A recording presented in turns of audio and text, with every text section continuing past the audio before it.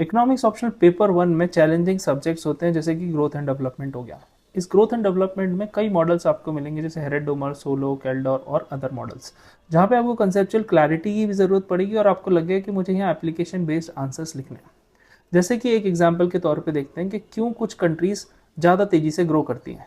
अब इस क्वेश्चन का अगर आंसर हम सोलो मॉडल में देखें तो उसके 3 इंपॉर्टेंट पॉइंट होने वाला है। पहला पॉइंट है ग्रोथ। ग्रोथ जो होती है किसी भी कंट्रीज की, वो डिपेंड करती है 3 चीज़ों पे। पहला है कैपिटल, दूसरा है लेबर, तीसरा है टेक्नोलॉजी। ये 3 तरह से ही एक कंट्री की ग्रोथ डिटरमाइन करती है।